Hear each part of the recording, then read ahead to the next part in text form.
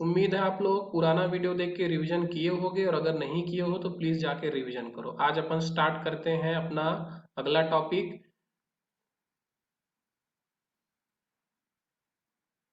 Auditing में।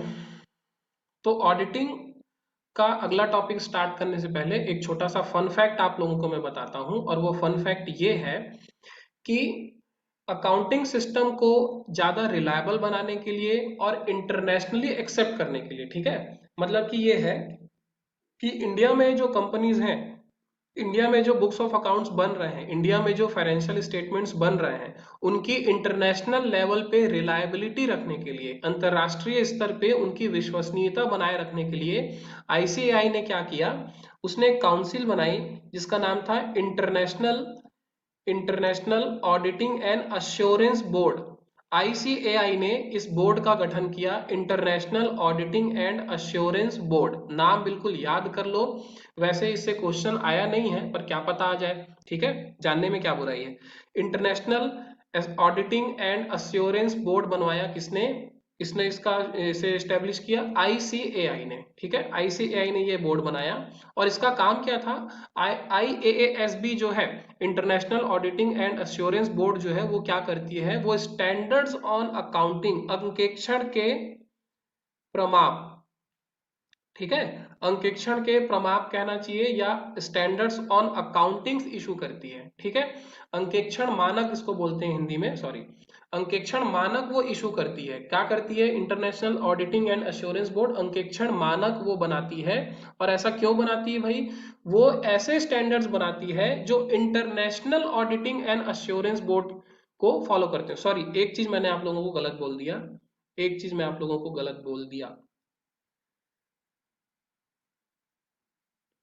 ICAI ने जो है, इसको मैं पहले इरेज कर देता हूं। आईसीएआई ने जो बोर्ड बनाया वो था auditing and assurance board, auditing and assurance board. ICAI ने बनाया ऑडिटिंग एंड अश्योरेंस बोर्ड। ये ऑडिटिंग एंड अश्योरेंस बोर्ड क्या करती है, यह इंडिया में स्टैंडर्ड्स ऑन ऑडिटिंग इशू करती है, बनाती है, ठीक है। यानी कि ये जो ऑडिटिंग एंड अश्योरेंस बोर्ड है, वो ये बताती है कि इंडिया में ऑडिटिंग करते समय हमें कौन से स्टैंडर्ड्स फॉलो करने हैं, ठीक है, कौन से मानक हमें कौन से मानकों का हमें पालन करना है, ठीक है। और ये जो स्टैंडर्ड्स बनाती है ऑडिटिंग एंड एश्योरेंस बोर्ड, जिसे आईसीआई ने बनाया था, ये जो स्टैंडर्ड्स जारी करती है, जो स्टैंडर्ड्स बनाती है, वो किसके अकॉर्डिंग होती है भाई, वो होती है international auditing and assurance board के जो स्टैंडर्ड्स हैं, उसको मैच करते हुए ये स्टैंडर्ड्स बनाती है, ठीक है। समझ में आई बात, एक बार क्लियर कर लो। एक संस्थान है जिसका नाम है international auditing and assurance board, ये इंटरनेशनल लेवल पे ऑडिटिंग के स्टैंडर्ड्स तय करती है, ठीक है। और इनके द्वारा तय किए गए इंटरनेशनल ऑडिटिंग स्टैंडर्ड्स को फॉलो करते हुए ऑडिटिंग एंड अश्योरेंस बोर्ड जो इंडिया की है, वो क्या करती है, इंडिया में ऑडिटिंग करने के लिए स्टैंडर्ड्स जारी करती है। समझ में आई बात यहां तक। ये स्टैंडर्ड्स हैं, ये स्टैंडर्ड्स क्यों जारी किए जाते हैं, ताकि इंडिया में जो फाइनेंशियल स्टेटमेंट्स बन रहे हैं और उनकी जो ऑडिटिंग हो रही है वो इंटरनेशनली एक्सेप्टेबल हो। क्योंकि भाई इंडिया के बाहर के इन्वेस्टर्स भी तो यहाँ इन्वेस्ट करते हैं, तो वो लोग कैसे भरोसा करेंगे कि यहाँ के फाइनेंशियल स्टेटमेंट सही है और उनकी ऑडिटिंग सही हो रही है। वो लोग तभी भरोसा कर पाएंगे जब इंडिया के ऑडिटिंग स्टैंडर्ड्स जो हैं वो इंटरनेशनल ऑडिटिंग स्टैंडर्ड्स को फॉलो करते हो, ठीक है। तो जब भी मैं स्टैंडर्ड्स ऑन ऑडिटिंग जो है ना, उसको हम लोग एस ए बोलते हैं, शॉर्ट में उसको क्या बोलते हैं हम लोग, S A, S A, standards on auditing. तो जब भी एस ए लिखा होगा कहीं पर तो समझ जाना कि हम लोग स्टैंडर्ड्स ऑन ऑडिटिंग की बात कर रहे हैं, ठीक है। अंकेक्षण मानक बोलते हैं हिंदी में उसको। चलिए तो आगे देखते हैं, हमारा टॉपिक है क्या आज का, ऑब्जेक्टिव ऑफ ऑडिटिंग, अंकेक्षण के उद्देश्य, ऑब्जेक्टिव ऑफ ऑडिटिंग, अंकेक्षण के उद्देश्य क्या है भाई, ओवरऑल ऑब्जेक्टिव क्या है अंकेक्षण का। तो यहाँ पर एक बात सबसे पहले आप लोग रट लेंगे, ध्यान रखेंगे कि ऑडिटिंग का जो ऑब्जेक्टिव है और अंकेक्षण का जो उद्देश्य है वो कौन से ऑडिटिंग स्टैंडर्ड्स में बताया गया है उसके बारे में, S A 200, S A 200, standards on accounting number 200 में ये बताया गया है कि ऑडिटिंग के ऑब्जेक्टिव्स क्या होंगे, ऑडिटिंग के उद्देश्य क्या होंगे। तो क्या है भाई ऑडिटिंग के उद्देश्य, वैसे जो स्टैंडर्ड्स ऑन अकाउंटिंग नंबर 200 है उसमें ऑडिटिंग के मोटिव्स को, उद्देश्यों को 4 हिस्से में तोड़ा गया है, 4 हिस्से में बांटा गया है। लेकिन उन 4 हिस्सों को आप 2 सेंटेंसेस में समझ सकते हो। कैसे? पढ़ो तो।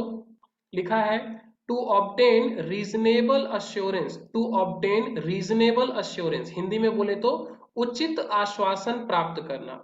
उचित आश्वासन प्राप्त करना, किस बारे में आश्वासन प्राप्त करना? That the financial statements are free from material misstatement, free from material misstatement. ये एक टर्म है जिसका मतलब आपको पता होना चाहिए, मटीरियल मिस स्टेटमेंट। किस बात का अश्योरेंस आपको चाहिए? क्या आपको अश्योर करना है? क्या, किस बात का आश्वासन आपको चाहिए? कि आपके जो बुक्स ऑफ अकाउंट्स हैं वो free from material miss statement है। हिंदी में इसको बोलते हैं भौतिक मिथ्या कथन से मुक्त है, भौतिक मिथ्या कथन से मुक्त है। तो मटेरियल मिस स्टेटमेंट को थोड़ा सा समझिए। मटेरियल मिस स्टेटमेंट का मतलब, देखिए छोटी मोटी गलतियां तो हमेशा होंगी, गलतियां होना एक मानवीय स्वभाव है, गलतियां होना एक मानवीय स्वभाव है। तो छोटी मोटी गलतियां तो हमेशा आपके बुक्स ऑफ अकाउंट्स में होंगी ही, जिसको आप साल के अंत में ऑडिटिंग के टाइम पे सुधार भी लोगे। लेकिन मटेरियल मिस स्टेटमेंट का मतलब है कि आपने कुछ ऐसी गलती कर दी है जो किसी के डिसीजन को प्रभावित कर सकता है, किसी इन्वेस्टर के, किसी कस्टमर के, बैंक के या किसी के डिसीजन को प्रभावित कर सकता है। मटेरियल मिस स्टेटमेंट या भौतिक मिथ्या कथन का मतलब ये है कि आपने कुछ इतनी बड़ी गलती कर दी है जो आपके पूरे फाइनेंशियल स्टेटमेंट को ही उसने चेंज कर दिया। ठीक है, आपके पूरे फाइनेंशियल स्टेटमेंट का जो एक्चुअल नेचर था उसको ही चेंज कर दिए। सपोज आप एक इन्वेस्टर हो, आप एक कंपनी में इन्वेस्ट करना चाहते हो। अब आपने क्या किया, उस कंपनी के बैलेंस शीट आपने डाउनलोड किया और वो आपने देखना शुरू किया। अब उस कंपनी ने अकाउंटिंग करते समय कुछ ऐसा मटेरियल मिस स्टेटमेंट की, उस बैलेंस शीट में, उस फाइनेंशियल स्टेटमेंट में कुछ ऐसा मटेरियल मिस स्टेटमेंट था जिसकी वजह से आपने ये डिसीजन ले लिया कि हाँ भाई मुझे इस कंपनी में इन्वेस्ट करना है। ठीक है, एकदम जबरदस्त ऐसा कुछ आपने उसमें देख लिया कि बहुत ज्यादा इनके पास कैश है, बहुत ज्यादा इनको प्रॉफिट हो रहा है, या बहुत सारे इनके पास असेट्स हैं। ऐसा कुछ आपने मटेरियल मिस स्टेटमेंट उसमें पाया जिसकी वजह से आपका डिसीजन प्रभावित हुआ, यानी कि आपने डिसीजन ले लिया केवल उस एक चीज की वजह से कि मुझे इस कंपनी में पैसे लगाने हैं।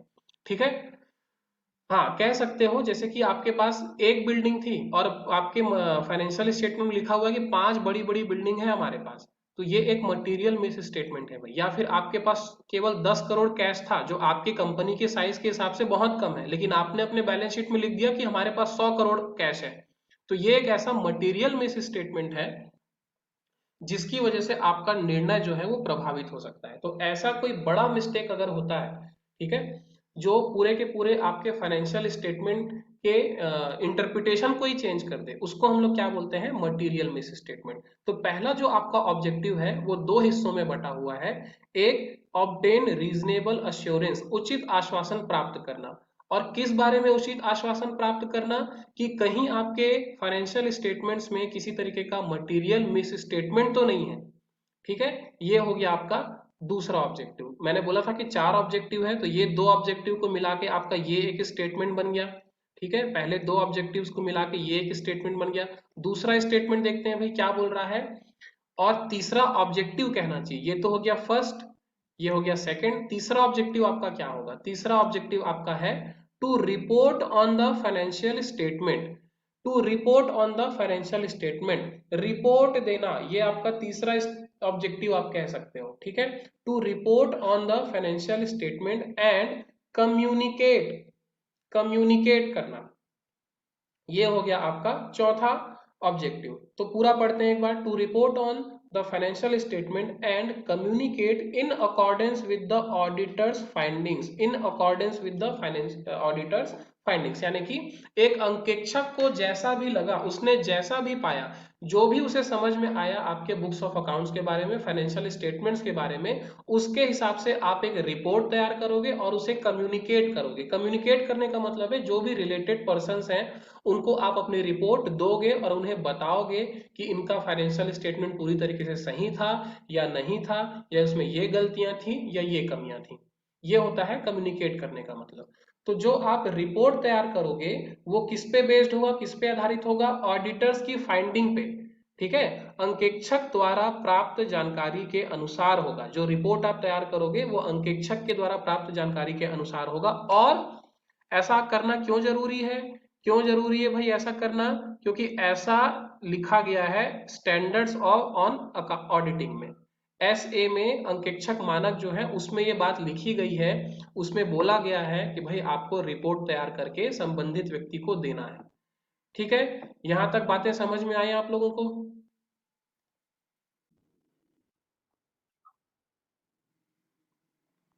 अगला अपन आते हैं फंक्शंस ऑफ ऑडिटिंग में। Functions of auditing, functions of auditing का मतलब है कि ऑडिटिंग में आपको क्या क्या चीजें करनी है। ठीक है, क्या क्या चीजें ऑडिटिंग में आपको करनी है, ये हम लोग देखेंगे फंक्शंस ऑफ ऑडिटिंग में या अंकेक्षण के कार्य में। ये भी एक काफी इंपॉर्टेंट टॉपिक है और आसान है, कोई मुश्किल इसमें नहीं है। एक एक करके हमको पढ़ते जाना है और समझते जाना है कि इसका मतलब है क्या।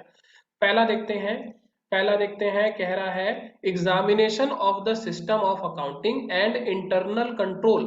Examination of system of accounting, कौन सा सिस्टम आप अपना रहे हो, एंड इंटरनल कंट्रोल, हिंदी में बोले तो लेखांकन और आंतरिक नियंत्रण प्रणाली की जांच। आप कौन सा अकाउंटिंग सिस्टम अपना रहे हो और इंटरनल कंट्रोल्स के लिए आपने कौन कौन से मेजर्स रखे हुए हैं, यानी कि आंतरिक नियंत्रण के लिए आपने कौन कौन से एहतियात रखे हैं। ठीक है, कि आपने एक अकाउंटिंग सुपरवाइजर अपॉइंट कर रखा है जिसका काम है लगातार अकाउंट्स मिस्टेक को चेक करते रहना, या फिर आप हर अकाउंटिंग एंट्री किसी डॉक्यूमेंटेड प्रूफ के बेसिस पे कर रहे हो, यानी कि ये आप कौन कौन सा एहतियात रख रहे हो ताकि गलतियां हो ही ना। ठीक है, तो सबसे पहले आपका एज एन ऑडिटर काम क्या है ये देखना कि अकाउंटिंग सिस्टम और इंटरनल कंट्रोल सिस्टम आपने कैसा अपना रखा है। ठीक है, समझ में आई बात? आंतरिक नियंत्रण प्रणाली का मतलब वही है कि आपने ऐसे कौन कौन सी व्यवस्था कर रखी है जिससे अकाउंटिंग गलतियां या लेखांकन त्रुटियां ना हो। ठीक है, यानी कि आपने काउंटर मेजर कौन कौन सा अपना रखा है। पढ़ते हैं भाई, लिखा हुआ है to ascertain whether it is appropriate for the business and helps in properly recording all transactions। ठीक है, क्यों आप ये चीज देखना चाहते हो, सिस्टम ऑफ अकाउंटिंग और इंटरनल कंट्रोल को आप क्यों चेक करना चाहते हो? ये जानने के लिए कि क्या ये बिजनेस के लिए सही है और क्या ये सही एंट्री, यानी कि जितने भी ट्रांजैक्शंस हो रहे हैं, जितने भी सौदे हो रहे हैं, उनकी सही एंट्री करने में क्या ये मदद करता है या नहीं करता। क्योंकि जिस बिजनेस यूनिट के पास ज्यादा बेहतर इंटरनल कंट्रोल सिस्टम होगा, जितना बेहतर सिस्टम ऑफ अकाउंटिंग वो लोग फॉलो करते होंगे, गलतियां होने की चांसेस उतनी ही कम होगी और उनकी विश्वसनीयता उतनी ही बढ़ेगी। ठीक है, अगला देखते हैं क्या लिखा हुआ है। लिखा है reviewing the system and procedures, reviewing the systems and procedure to find out whether to find out whether they are adequate and comprehensive। ठीक है, जो भी सिस्टम और जो भी प्रक्रियाएं आप अपना रहे हो अपनी अकाउंटिंग के लिए वो सफिशियंट है कि नहीं है। ऐसा तो नहीं कि आधा अधूरा काम चल रहा है। ठीक है, incidentally whether material inadequacy and weaknesses exist to allow frauds and errors going unnoticed। ठीक है, समझिए इसका मतलब क्या है। इसका मतलब सिर्फ ये है कि आपको ऑडिटिंग में ये देखना है कि आप जो सिस्टम, जो प्रक्रिया, जो प्रोसीजर अपना रहे हो, क्या वो धोखेबाजी और अकाउंटिंग एरर्स को रोकने के लिए पर्याप्त है या नहीं है। साफ साफ यहाँ पे लिखा हुआ है पर्याप्त है या नहीं। इसका मतलब वही है कि जो सिस्टम, जो भी प्रोसेस आप अपना रहे हो, जो भी एक पूरा आपने सिस्टम क्रिएट कर रखा है अकाउंटिंग करने का, फाइनेंशियल स्टेटमेंट्स बनाने का, क्या वो पर्याप्त है, क्या वो सफिशियंट है ताकि किसी भी तरीके की धोखेबाजी और त्रुटि को पकड़ी जा सके या वो हो ही ना। आधा अधूरा काम नहीं होना है भाई। ठीक है, समझ में आया हो? कुछ मुश्किल है नहीं इसमें, जो लिखा है वही इसका मतलब है। ठीक है, कुछ बहुत ज्यादा इसको एक्सप्लेन करने की या समझने की जरूरत नहीं है। पहले आपने देखा कि आपके पास इंटरनल कंट्रोल और एक प्रॉपर सिस्टम ऑफ अकाउंटिंग है कि नहीं। अगले स्टेप में आप ये देख रहे हो कि जो भी सिस्टम ऑफ अकाउंटिंग, जो भी इंटरनल कंट्रोल मेजर्स आप अपना रहे हो वो सफिशियंट है कि नहीं है। ऐसा तो नहीं कि वो सब करने के बाद भी धोखेबाजी आराम से हो सकती है या मिस्टेक्स आराम से हो सकते हैं, ऐसा नहीं होना चाहिए। ठीक है, तो आपका जो भी इंटरनल कंट्रोल सिस्टम है वो सफिशियंट होना चाहिए। अगला देखते हैं, अगला है checking of the arithmetical accuracy. Checking of the arithmetical accuracy of books of account. बहुत सिंपल सी बात है, बहुत बेसिक सी चीज है ऑडिटिंग के लिए। आपको ये देखना है कि लेखा पुस्तकों की गणितीय गणितीय शुद्धि जो है वो है या नहीं। जो भी आपने बुक्स ऑफ अकाउंट बनाया है वो मैथमेटिकली एक्यूरेट है कि नहीं, मैथमेटिकली एक्यूरेट है कि नहीं। और ये आप कैसे करोगे, ये आप करोगे by verification of postings and balances. यानी कि आपने जो एंट्री की है और उसका जो आपने बैलेंस वगैरह निकाला है उसको आप वेरीफाई करोगे, रीचेक करोगे, ताकि आपको ये समझ में आए कि बुक्स ऑफ अकाउंट्स में किसी तरीके की अर्थमेटिकल एक्यूरेसी है या नहीं है। ठीक है, बहुत सिंपल था, सिंपल इनफ, समझ में आया होगा आपको, कोई रॉकेट साइंस नहीं था। अगला देखते हैं, verification of authenticity and validity of transactions. Authenticity and validity of transactions entered into by making an examination of the entries in the books of accounts with the relevant supporting documents। बहुत simple सी बात है, समझिए इसको। कह रहा है आपको ये देखना है कि जो भी ट्रांजेक्शन्स हुए हैं वो भरोसे के लायक है, वैलिड है या नहीं है।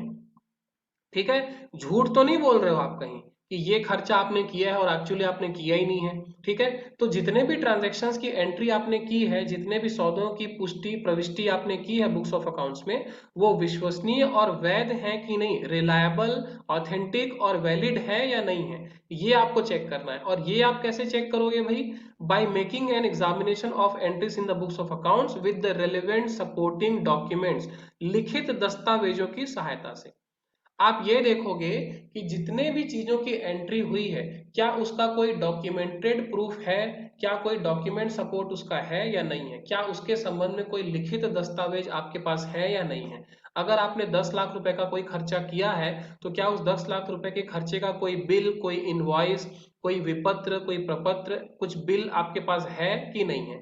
अगर वो होगा मतलब कि वो ट्रांजैक्शन वैलिड है, अगर वो नहीं है मतलब ये एक डाउटफुल सिचुएशन है कि भाई खर्चा तो हुआ है, एंट्री हुई है, लेकिन उसका कोई प्रूफ ही नहीं है, कोई कागज आपके पास नहीं है, कोई सपोर्टिंग डॉक्यूमेंट आपके पास उसका नहीं है। ठीक है, आगे बढ़ते हैं। ascertaining that a proper distinction has been made between items of capital and items of revenue nature। यानी कि पूंजीगत और आयगत सौदों में अंतर करना। ये आप सुनिश्चित करोगे एज एन ऑडिटर कि एंट्री करते समय, जर्नल एंट्री करते समय, लेजर एंट्री करते समय, फाइनेंशियल स्टेटमेंट्स बनाते समय, प्रॉफिट लॉस अकाउंट बनाते समय आपने इस बात पे पूरा ध्यान दिया कि कौन सी चीजें कैपिटल नेचर की हैं, कौन सी चीजें रेवेन्यू नेचर की हैं। ठीक है, कैपिटल और रेवेन्यू नेचर का मतलब होता है, कैपिटल नेचर का मतलब कि मान लेते हैं कि हम कैपिटल एक्सपेंडिचर की बात कर रहे हैं, तो कैपिटल एक्सपेंडिचर मोटे तौर पे आप ऐसा समझ सकते हो कि ये बहुत बड़े अमाउंट का खर्चा होता है और ये ऐसे खर्चे होते हैं जिसका बेनिफिट किसी भी बिजनेस को बहुत लंबे टाइम तक मिलता है, 3 साल, 4 साल, 5 साल, 10 साल के लिए मिलता है। जैसे कि आपने एक बिल्डिंग खरीद ली, आपने जमीन खरीद ली, या आपने एक बड़ी मशीन खरीद ली, या आपने एक नया फैक्ट्री इंस्टॉल किया, तो ये एक तरीके का कैपिटल एक्सपेंडिचर है, क्योंकि आप हर महीने एक नई फैक्ट्री नहीं लगाते, हर महीने एक नई बिल्डिंग आप नहीं खरीदते। ठीक है, और रेवेन्यू नेचर मतलब कि आगमगत खर्चों का मतलब कि क्या होगा कि वो खर्चे बार बार होते रहते हैं और जिनका बेनिफिट बहुत कम टाइम के लिए मिलता है, 1 महीने, 3 महीने, 6 महीने, ज्यादा से ज्यादा 1 साल, उसको हम लोग क्या बोलते हैं, रेवेन्यू एक्सपेंडिचर। तो आपको एज एन ऑडिटर इस बात को इंश्योर करना है कि बुक्स ऑफ अकाउंट्स बनाते समय पूंजीगत और आयगत सौदों में अंतर प्रॉपर किया गया है, कैपिटल और रेवेन्यू नेचर के एक्सपेंडिचर और इनकम को प्रॉपरली डिफ्रेंशिएट किया गया है और उसके अकॉर्डिंग ही एंट्री की गई है। ये नहीं कि आपने 10 लाख रुपए की एक बिल्डिंग खरीदी और उसकी पूरी एंट्री आपने प्रॉफिट लॉस अकाउंट में कर दिया, जबकि बिल्डिंग का जो खर्चा है वो बैलेंस शीट में दिखना चाहिए और बिल्डिंग का केवल डेप्रिसिएशन आपके प्रॉफिट लॉस अकाउंट में जाना चाहिए। तो ये होता है अंतर। आपने जो बिल्डिंग खरीदा वो कैपिटल एक्सपेंडिचर था और उसको आप कहाँ दिखाओगे, बैलेंस शीट में दिखाओगे, एसेट साइड में। उस बिल्डिंग का केवल जो डेप्रिसिएशन है वही रेवेन्यू नेचर का है और केवल उसी को आप प्रॉफिट लॉस अकाउंट में दिखाओगे। तो इस तरीके से ये आप एसरटेन करोगे, सुनिश्चित करोगे कि अकाउंटिंग करते समय आगमगत व्यय और पूंजीगत व्यय के बीच भरपूर अंतर किया गया था। समझ में आई होगी ये बात, अगर समझ में नहीं आया तो आप लोग बता सकते हो। अगले ऑब्जेक्टिव की तरफ बढ़ते हैं, अगले फंक्शन की तरफ बढ़ते हैं, सॉरी। लिखा हुआ है comparison of balance sheet and profit loss account और other statements with the underlying record in order to see that they are in accordance with therein. ठीक है, कहने का सीधा सा मतलब ये है कि आप अपने balance sheet, profit loss account और दूसरे जितने भी अकाउंट बने हुए हैं उनको आप कंपेयर करोगे। कंपेयर करोगे किससे कंपेयर करोगे? उससे रिलेटेड जो डॉक्यूमेंट्स आपके पास हैं, उससे रिलेटेड जो रिकॉर्ड्स आपके पास हैं, अंडरलाइंग रिकॉर्ड्स, अंडरलाइंग रिकॉर्ड्स, अंतर्निहित रिकॉर्ड से आप उसकी तुलना करके देखोगे और ये देखोगे कि कहीं अकाउंटेंट गप तो नहीं मार रहा है। ठीक है, आप रिकॉर्ड से उसको मैच करके देखोगे। जो भी balance sheet, profit loss account आपके सामने है या जिस भी तरीके का फाइनेंशियल स्टेटमेंट आपके सामने है, आप उसकी तुलना किससे करोगे? जो अंडरलाइंग रिकॉर्ड्स हैं, जो भी रिकॉर्ड्स, अंतर्निहित रिकॉर्ड आपके पास है, उसका जो भी प्रूफ आपके पास है, आप उससे तुलना करके देखोगे कि वास्तव में जो चीजें हैं वो और जो रिकॉर्ड कह रहा है वो क्या दोनों सिमिलर है या कुछ उसमें गड़बड़ी है। ठीक है, अगला देखते हैं। लिखा हुआ है verification of the title existence and value of the assets appearing in the balance sheet. Balance sheet में, चिट्ठे में जो संपत्तियां दिखाई गई हैं उनकी वैल्यू यानी कि मूल्य, उनका टाइटल, टाइटल मतलब कि बिल्डिंग को बिल्डिंग ही बोलो, फर्नीचर को फर्नीचर ही बोलो, गुडविल को गुडविल ही बोलो, लैंड को लैंड ही बोलो, इन्वेस्टमेंट को इन्वेस्टमेंट ही बोलो। ठीक है, ये होता है उसका शीर्षक। और उसका अस्तित्व वाकई में है कि नहीं है, ये आपको वेरीफाई करना है। ठीक है, ये आपको क्या करना है? वेरीफाई करना है। कैसे वेरीफाई करोगे?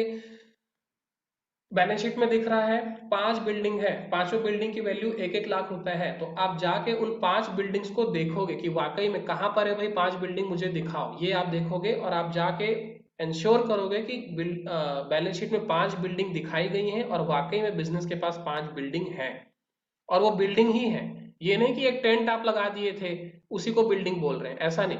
ठीक है, तो उसकी वैल्यू को भी वेरीफाई करोगे, शीर्षक को भी देखोगे कि बिल्डिंग बोल रहे हैं तो बिल्डिंग ही होना चाहिए, ये नहीं कि कुछ भी और है। और ये भी देखोगे कि वाकई में है भी या नहीं।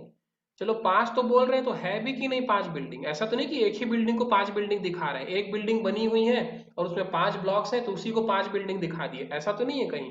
तो ये आपको देखना है। ठीक है, अगला देखते हैं verification of liabilities stated in the balance sheet. Simple सी बात है, वही बात जो एसेट के लिए बोली गई है वही बात यहाँ पर लाइबिलिटी के लिए बोली जा रही है कि जो लाइबिलिटीज, जो दायित्व आपके बैलेंस शीट में दिख रहे हैं उतनी ही लाइबिलिटी है या उससे कहीं ज्यादा है और आप जानबूझ के छुपा रहे हो, ये आपको वेरीफाई करना है। ठीक है, उसके बाद है checking the results shown by the profit loss and to see whether the results shown are true and fair। फिर से ट्रू एंड फेयर की बात आ गई। कल ही मैं आप लोगों को ट्रू एंड फेयर और ट्रू एंड करेक्ट के बीच अंतर बताया था, याद नहीं आ रहा है तो पिछला वीडियो देख लेना। आपको ये देखना है ऑडिटिंग करते समय कि जो प्रॉफिट लॉस अकाउंट है, स्पेशली यहाँ पर प्रॉफिट लॉस अकाउंट की बात हो रही है, लाभ हानि खाते, लाभ हानि खाते जो है आपको ये देखना है कि उसमें जो भी रिजल्ट दिखाया जा रहा है, रिजल्ट मतलब प्रॉफिट लॉस अकाउंट का रिजल्ट क्या होगा, या तो प्रॉफिट होगा या तो लॉस होगा। तो आपको ये देखना है कि जो प्रॉफिट दिखाया जा रहा है या जो लॉस दिखाया जा रहा है वाकई में वो प्रॉफिट हुआ है या वो लॉस हुआ है या नहीं, और जितना हुआ है क्या उतना ही हुआ है या उससे ज्यादा या कम हुआ है। कहीं ऐसा तो नहीं कि प्रॉफिट बहुत कम हुआ है और ज्यादा दिखाया जा रहा है, कहीं ऐसा तो नहीं कि लॉस बहुत ज्यादा हुआ है लेकिन बहुत कम दिखाया जा रहा है। ठीक है, तो ये आपको देखना है कि जो प्रॉफिट लॉस में जो भी रिजल्ट दिखाया जा रहा है वो एक तो सच हो और दूसरा जो फेयर हो। सच का मतलब, ट्रू मतलब कि प्रॉफिट दिखा रहे हैं और वाकई में प्रॉफिट उनको हुआ है, और फेयर का मतलब ये कि जितना प्रॉफिट दिखाया जा रहा है वाकई में उतना प्रॉफिट हुआ है, और कहीं ऐसा तो नहीं कि तिकड़मबाजी कुछ कर दिया गया, डेप्रिसिएशन लगाना था लेकिन जानबूझ के डेप्रिसिएशन लगाए ही नहीं ताकि ज्यादा प्रॉफिट दिखे, सैलरी देना था सैलरी को जानबूझ के नहीं दिए, रोक लिए और आउटस्टैंडिंग सैलरी भी नहीं दिखाए ताकि प्रॉफिट ज्यादा दिखे, इस तरीके से। ठीक है, तो ये है ट्रू एंड फेयर होने का मतलब। उसके बाद है where audit is of a corporate body confirming that the statutory requirements have been complied with. यानी कि अगर आप किसी कॉर्पोरेट बॉडी की, किसी कंपनी की ऑडिटिंग कर रहे हो तो एक चीज आपको और ध्यान देना पड़ेगा कि जितने भी लॉस थे, ठीक है, जितने भी कॉन्स्टिट्यूशनल रिक्वायरमेंट्स थे, जितने भी संवैधानिक नियम थे, क्या उनका पालन किया गया है या नहीं किया गया। रजिस्ट्रेशन करवाना था, रजिस्ट्रेशन करवाए कि नहीं। जब कंपनी लॉ पढ़ेंगे तो ये भी पढ़ेंगे कि मीटिंग्स करवाना जरूरी होता है, एनुअल जनरल मीटिंग करवाना जरूरी होता है। ठीक है, तो ये सारी जो नियम हैं जो एक कंपनी के लिए लागू होती हैं, क्या उन नियमों का पालन किया गया है, उन लॉज को, उन रूल्स को प्रॉपरली फॉलो किया गया है या नहीं, ये भी देखना आपका काम है। और लास्ट आपका ऑब्जेक्टिव क्या है, reporting to the appropriate person और बॉडी। जो भी रिक्वायर्ड पर्सन था, जो भी संबंधित व्यक्ति था जिसे नियमानुसार रिपोर्ट देना था, क्या वो रिपोर्ट आपने दिया या नहीं। यानी कि ये आपका लास्ट फंक्शन होगा, जब सारा काम आपने कर लिया तो आप अपना एक रिपोर्ट बनाओ, जो भी आपको समझ में आया उसके हिसाब से आप एक रिपोर्ट बनाओ, और ये बताओ अपने रिपोर्ट में ये लिखो कि जो भी बुक्स ऑफ अकाउंट, जो भी फाइनेंशियल स्टेटमेंट्स आपको दिखाए गए थे, उपलब्ध कराए गए थे, क्या वो बिजनेस का ट्रू और फेयर पिक्चर रिवील करते हैं या नहीं। ठीक है, लेखा पुस्तकों की सत्यता की रिपोर्ट संबंधित व्यक्ति को देना। आपको ये रिपोर्ट बनानी है कि जो भी बुक्स ऑफ अकाउंट्स बनाए गए हैं किसी कंपनी या बिजनेस के, क्या वो उस कंपनी या बिजनेस का true and fair picture reveal करते हैं या नहीं। सही, सत्य और न्यायिक ये है कि नहीं। ठीक है, समझ में आया। कल के वीडियो में मैं आप लोगों को बताया था कि ट्रू एंड फेयर और ट्रू एंड करेक्ट ये दो अलग अलग चीजें हैं, दोनों के बीच अंतर में बताया था। अगर याद नहीं है तो पिछला वीडियो आप लोग देख लेना। ठीक है, उम्मीद है इतनी बातें आप लोगों को समझ में आई होगी। बढ़िया लगा होगा तो वीडियो को लाइक जरूर करना आप लोग, और शेयर दबा के करना भाई। और सब्सक्राइब नहीं किए होगे तो सब्सक्राइब करने का कष्ट जरूर उठाना। ठीक है, आगे की बातें कल के वीडियो में करेंगे, कल के लेक्चर में करेंगे। तब तक रिवाइज करते रहिए आप लोग। Thanks a lot everyone.